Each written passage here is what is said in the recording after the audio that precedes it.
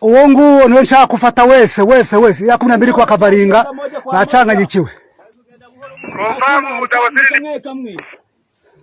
Dawasiri ndabashe barafu. Dawasiri. Kara gasozi kabereye aho ugeze nako. Konde kugendera. Imbere y'abantu. Bengwa hasi. Natengeneza ya kifugu. Kilo papa. Unaona chini kwa mashariki urenze ranzu y'ibati y'umweru hari indi y'umweru tena hasi hagati y'ibitari bibiri aho ngo nyaduye sarunze mukubitongo confirm ari gukongo bakaturi kumureba kilo papa nipata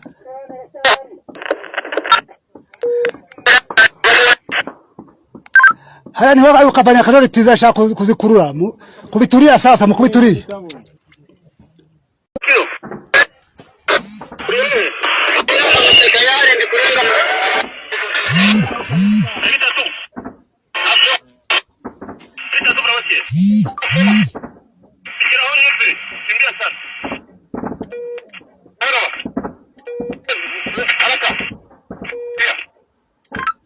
Bravo Sierra nani Dawasiri yeye apite kama kushoto kwa mashariki pale. Ndio sema kwa pitia wote. Hapo kabisa wazoe vizuri sana. Dawasiri ndio ananipata. Aha. Hala kwa mashariki wasenga kulia confirm. Bakugoma hongao. Adiko nakimbia. Nakoti mingi sana confirm hiyo.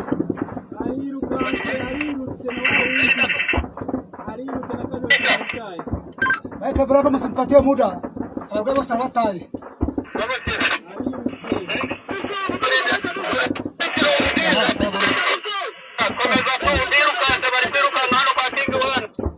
Virutse.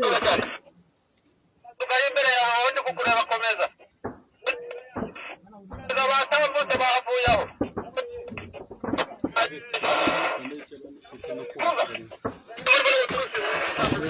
Yure.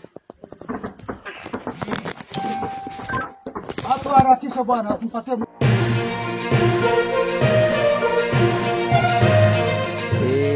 Baboya bakora pita pale Rukiri bashaka kwerekeza Gatovu abandi bakubite mushene bene bapita Buhambira bakora kuya.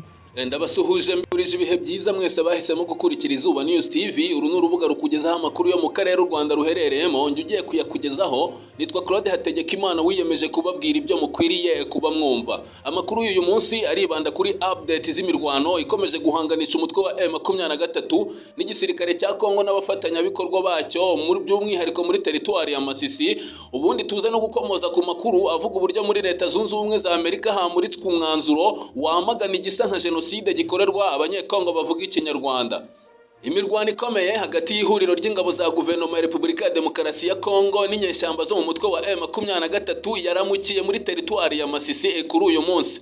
FARDC n'abafatanyabikorwa bayo barimo ingabo za SADC, ingabo z'u Burundi, FDLR, abacancuro b'abazungu, umutwe wa Wazalendo bamaze igihe bagaba ibitero karahubutaka ku nyeshyamba za M23 bagamije kureba ko bazirukana mu bice bya teritwari ya Masisi, ariko kugeza maginga ibintu bikomeje kunanirana. Ni imirwano yatangiye gufata indi ntera mu kwezi gushize kwa Mutarama, ndetse abakurikiranira hafi by'iyi ntambara bateganya ko ishobora gukomera kurushaho muri uku kwezi kwa Gashyantare, bijyanye nuko abo M23 ihanganye nabo bateganya kuyivira hindi imwe mu rwego rwo kwitsintsura burundu. Umuvugizi w'uyu mutwe mu bya politiki Lawrence Kanyuka avuga ko imirwano yakomeje nyuma y'uko ingabo za leta ziteye ibirindiro bitandukanye bya M23 muri teritwari ya Masisi. Amakuru aturuka hari kubera imirwano avuga ko ubu M23 yamaze kugera hafi y'agace ka Rubaya agakungahaye cyane ku mabuye y'agaciro, byatumye bamwe mu baturage baba muri aka gace bahunga berekeza ahitwa Kibabi. Dukomeje muri aya makuru kandi nuko umutwe wa M23 biciye mu ihuriro Alliance Fleuve Congo usanzwe ubarizwamo watangaje ko wambuye ihuriro ry'ingabo za guverinoma ya Repubulika ya Demokarasi ya Kongo uduce dushya two muri teritwari ya Masisi. Ni nyuma y'imirwano yasakiranyije impande zombi kuva mu gitondo cyo kuri uyu wa kane tariki ya 1 Gashyantare 2024. Alliance Fleuve Congo ku rubuga rwayo rwa X yavuze ko uduce ingabo za M23 zigaruriye mu gitondo turimo Akarushoga, Majagi na Kabushumba duherereye mu birometero 5 uvuye ahitwa Ngungu n'ahandi hafi ya Murambi, aha ni muri teritwari ya Masisi. iri huriro ryunzemo rigira riti byongeye kandi ingabo zacu zageze muri Kazinga mu birometero bike uvuye i Rubaya. Imirwano iracyajya mbere mu misozi ikikije umujyi wa Sake n'igiturage cya Kaluba. Alliance Fleuve Congo ivuga ko kuri ubu ihuriro ry'ingabo za guverinoma ya Kinshasa rikomeje kugaba ibitero ku birindiro by'ingabo zayo muri Karuba, gusa zikaba zikomeje gukora ibishoboka byose mu kurinda abasivile. Andi makuru aturuka muri teritwari ya Masisi avuga ko umutwe wa M23 kuwa gatatu tariki ya 31 Mutarama wivuganye Major Sindayihebura Adrien, umwe mu basirikare bakuru mu ngabo z'u Burundi bwari bwohereje guha ubufasha ingabo za Congo Kinshasa mu mirwano igisirikare cya FARDC gihanganyemo n'uyu mutwe. Aya makuru akomeza avuga ko uyu musirikare w'u Burundi yiciwe muri teritwari ya Masisi ahaniciwe n'abandi basirikare benshi bari kumwe nawe. Major Sindayihebura yiyongereye ku bandi basirikare benshi b'abarundi barimo n'aba ofisiye bakuru. M23 ikomeje kwivugana kuva mu mwaka ushize wa 2023. Aya makuru kandi akomeza avuga ko Major Sindayihebura Rukambo ari ubwa kabiri yari yoherejwe kurwana mu burasirazuba bwa Kongo, dore ko mu Kuboza umwaka ushize yari yarakomerekeye mu mirwano biba ngombwa ko ajya kuvurirwa i Bujumbura. Bivuga kandi ko ubwo yari arwaye umugaba mukuru w'ingabo z'u Burundi General Prime Niyongabo ari mu bamusuye akamushimira ku bwitange yaherukaga kugaragaza ku rugamba aho imitwe ya Wazalendo yaherukaga guterana n'ingabo z'u Burundi bikaba ngombwa ko ziraswa na M23. Lawrence Kanyuka yanditse ku rubuga rwe rwa X ko ingabo zihuje z'ubutegetsi butemewe bwa Kinshasa zirimo FARDC zasubukuye ibitero ku basivile mu duce dutuwe cyane Mweso, Mushaki, Karuba no mu nkengero zaho, ndetse ko ziri kwifashisha imbunda z'imizinga, ibifaru by'intambara na za drone. Lawrence Kanyuka yibukije umuryango mpuzamahanga n'imiryango y'ubutabazi k'ibitera ingabo za leta ya Kongo ziri kugaba imweso bigamije kurimbura abaturage, agaragaza ko kuba nta kiyo miryango iri kubikoraho ari ibyo kwamaganwa. Imirwano yo kuri wa gatanu ikurikira indi karahabutaka yiriwe ibera muri teritwari ya Masisi guhera ku munsi w'ejo. M23 kandi ku mugoroba wo kuwa kane ubwo harejo nanone yatangaje ko yigaruriye umusozi muremure wa Kagano nyuma yo kuwirukana ingabo z'u Burundi. Aha M23 ikaba yarafashe aka gace nyuma yahize ingabo z'u Burundi zigerageje kugaba ibitero ku musozi wa muremure zigamije kuwisubiza ariko bikananirana, byasunikiye M23 gutuma izambura n'aka gace. Dukomeje kuri aya makuru yo muri Repubulika ya Demokarasi ya Kongo, nuko kuri uyu wa kane tariki ya mbere Gashyantare 2024 umudepite w'umunyamerika Andre Carson yamuritse umwanzuro wamagana ubugizi bwa nabi bukorerwa abatutsi b'abanyekongo n'abanyamurenge bo muri Repubulika ya Demokarasi ya Kongo babita abanyarwanda. Imiryango iharanira uburenganzira bwa muntu n'imiryango ikora ubuvugizi yakoze inyandiko zitandukanye zerekeye ibikorwa by'ihohoterwa ryakozwe n'abagize ingabo za Repubulika ya Demokarasi ya Kongo n'imitwe yitwara gisirikare bibasira ubwoko bw'abanyamuke ngo bishobora kuba byujuje kimwe cyangwa byinshi mu biranga jenoside hakurikijwe ingingo ya 3 y'amasezerano y'umuryango w'abibumbye yo gukumira no guhana ibyaha bya jenoside.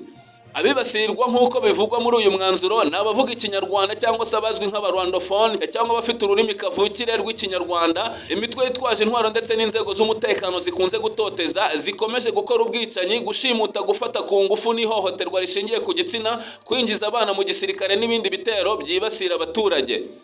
Abantu bahunga urugomo bava muri Repubulika ya Demokarasi ya Kongo ni bamwe mu mpunzi nyinshi zibarizwa muri Indiana. Ati Amerika ifite inyungu muri kariya karere, ariko kandi dufite inshingano zo guhagurukira guhangana n'ihonyorwa ry'uburenganzira bwa muntu igihe cyose naho bibaye. Enkomeje guhangayikishwa nuko ibintu muri Repubulika ya Demokarasi ya Kongo bititaweho n'amahanga uko bikwiye kubera ibikorwa nk'ibi by'urugomo. Ndahamagarira abo dukorana bose kwifatanya nanjye muri uyu mwanzuro kandi abakoze ibyaha bakabibazwa. Amajwi y'abaturage bo muri Repubulika ya Demokarasi ya Kongo akunze gucaho atumvikanye muri Amerika ndetse no ku rwego mpuzamahanga. Ibi bikaba byavuzwe na Amber Maze, umwe mu bashinze akaba n'umuyobozi mukuru w'ikigo cya Crane Center gishinzwe gukumira ubwicanyi ndengakamere. Aha ngaha akaba yakomeje agira ati icyakora ihohoterwa ryibasiye ubwoko bw'abanyamuke cyane cyane abavuga ikinyarwanda, abatutsi n'abanyamulenge ryariyongereye kuva umutwe wa M23 wongera kubaho. Abanyapolitike bifashishije imyumvire yo kwanga abavuga ikinyarwanda ngo bashimangire gahunda zabo za politike, ibintu birushaho gukomeza ikibazo. Ni ngombwa gukemura ibibazo byatewe n'aya makimbirane binyuze muri uyu mwanzuro. Amerika ifite amahirwe yo kwibutsa abayobozi ba Kongo inshingano zabo zo kurinda abaturage bose batitaye ku bwoko. Turashimira Depite Carson ku buyobozi bwe kuri iki kibazo. Muri uyu mwanzuro abayobozi ba Kongo basabwe gukurikirana no kugeza mu butabera abagize uruhare muri ubu bwicanyi bukorerwa abaturage binyuze mu gukora iperereza. Abayobozi ba Kongo kandi basabwe gukomeza gukorana n'umuryango wa Afurika y'Uburasirazuba, gukomeza inzira ya Nairobi yageza ku biganiro by'amahoro no kwambura imitwe yitwaje intwaro ikorera mu burasirazuba bw'iki gihugu cya Kongo. Perezida wa Leta Zunze Ubumwe za Amerika Joe Biden kandi yahamagariwe gushyiraho intumwa idasanzwe ishinzwe ibiyaga bigari, bivugwa ko izagira akamaro mu kurushaho gukurikirana ibibazo by'umutekano mu karere no gukoresha ububasha bwose afite mu kurinda abanyamuke bahunga ubwicanyi bushingiye ku bwoko nk'abanyekongo b'abatutsi n'abanyamulenge no gufatira ibihano abantu bazwi kugira uruhare muri ibyo bikorwa. Mwakoze gusoma ku nkongoro y'amakuru narimbazane, nitwa Claude Hategekimana.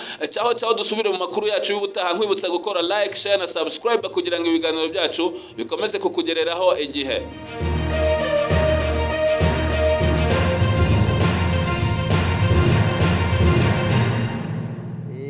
Bamoya bakora pita pale Rukiri bashaka kwerekeza Gatovu, abandi bakubita mushene, bengine bapita Buhambira bakona kuya.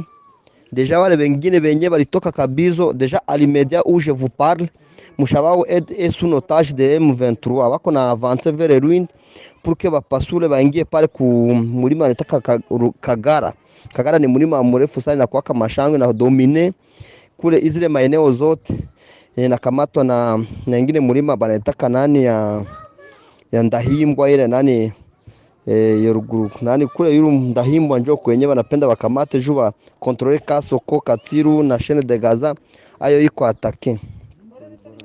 Deja alimedia kuko wengine force inatoka Kichange imekuwa na makomvu na wengine wako kumigulu wako nashuka mu kirima mu barabara pour que baendeleshe batoke ku niveau ya chumba bapasure pale tu ma entre Kanyango na Kivumu. Sinon les informations qu'on nazipata de côté, on ne sait pas s'il y a quelque chose à faire parce que force nyiko na kuya umu Katsiru kabisa, hatuna espoir kusema tuta kuko resistance meme si basode wenye bako hapa bako ngufu sana, lakini force ni ya mingi sana vraiment. Hapa tuko mpanique, la population commence à se vider vers Nyanzale et Muti aussi attaqué, donc c'est entre l'axe Bambo juba baingie Muti na pale Somikivu. Vous comprenez que wakati mshabawi iko tombe deja ni ruindi na mashango na ile koti da iko affaibli na hapa chine de Gaza na kubako na atake na mu niveau ya nani ya Ndata entre Mweso Jiten na kuko attaque presque assez nemisha pandisha ko maelema za mingi presque batayo yote nye itapasura barabara yote. Alors comprenez que ça peut changer n'importe quoi hapa Katsiru. Dans les après-midi unaweza sikia vitu vishageuka, tuko tena hapa. C'était pour les informations mais seulement tuko pamoja, gardo contact.